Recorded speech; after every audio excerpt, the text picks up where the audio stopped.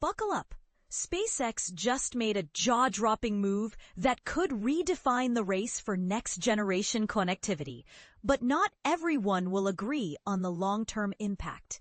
Here's what's happening and why it may send shockwaves far beyond the world of satellites. In a landmark agreement worth about $17 billion, SpaceX, led by the ever-bold Elon Musk, has secured wireless spectrum licenses from EchoStar. This acquisition isn't just pocket change. It's a foundational leap for SpaceX's Starlink satellite network and specifically its ambitions in 5G mobile services. The implications are enormous, especially considering how wireless connectivity continues to explode in demand across the United States.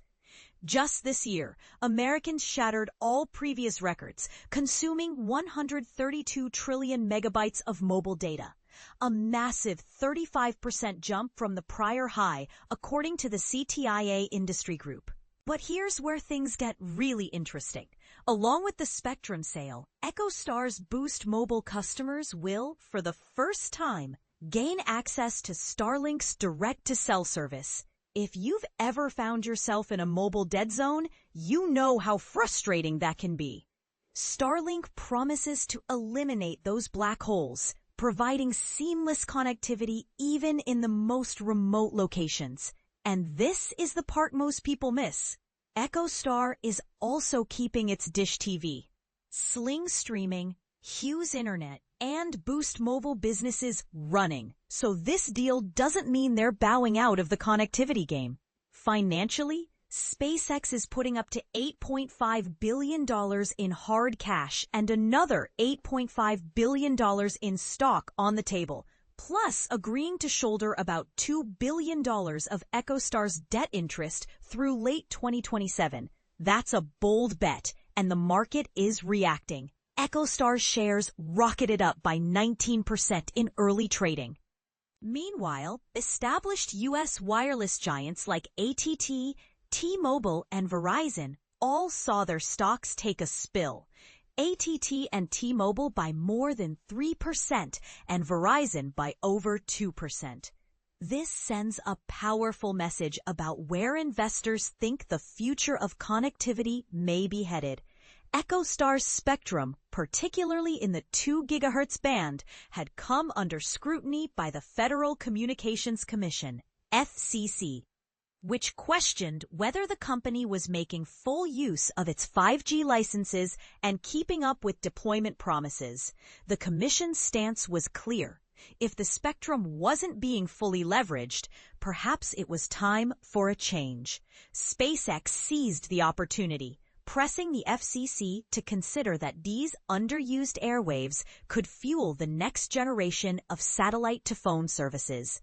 Gwynne Shotwell, president and COO of SpaceX, made it clear that the exclusive spectrum deal marks a crucial step forward.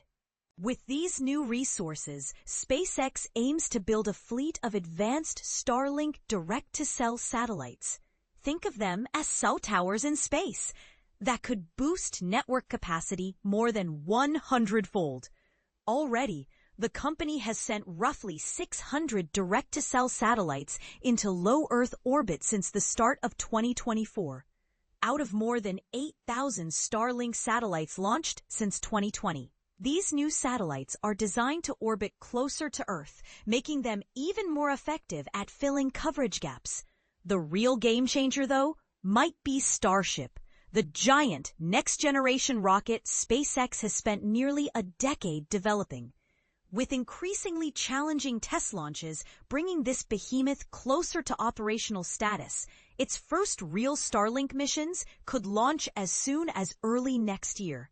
Imagine, with Starship, SpaceX could deploy even larger satellites faster, fundamentally changing how global communications infrastructure is built. And this is where opinions could seriously diverge.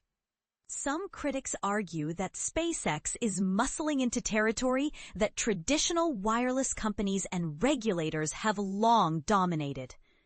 Is this consolidation of spectrum and technology a leap forward for universal access? Or does it risk handing too much power to a single private player? The FCC, for its part, has described these new deals as having the potential to supercharge competition, roll out innovative new services to millions, and boost U.S. leadership in digital infrastructure. But not everyone buys that narrative. Let's not forget, EchoStar just weeks ago sold off even more spectrum licenses to AT&T for $23 billion, relinquishing 50 megahertz of crucial mid-band and low-band spectrum as telecoms race to capitalize on 5G opportunities. Verizon, meanwhile, is spending billions to buy up fiber providers and clear more airwaves. This market is in a full-blown arms race.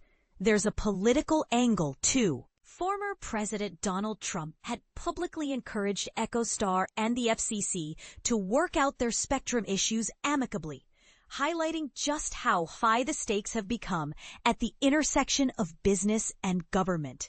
So, with SpaceX now holding the cards for Starlink's direct-to-cell frequencies and covering significant portions of EchoStar's debts, are we witnessing the rise of an unstoppable new force in global connectivity? Or does this concentration of spectrum rights and satellite technology raise red flags for competition and consumer choice? Here's your chance to weigh in. Is SpaceX's expansion great news for bridging the digital divide? Or is there a risk that one company could control too much of the world's connectivity future? Are traditional carriers right to be nervous? Or do you think they'll adapt and innovate their way back to the top? Let's get the conversation started in the comments. Are you excited, worried, or somewhere in between? Reporter's note. This story was compiled from various sources, including Reuters space correspondent Joey Roulette, who brings years of experience covering the intersection of commercial space, government policy, and global competition in the sector. If you followed the business moves of Elon Musk before, you know disruption is never far behind.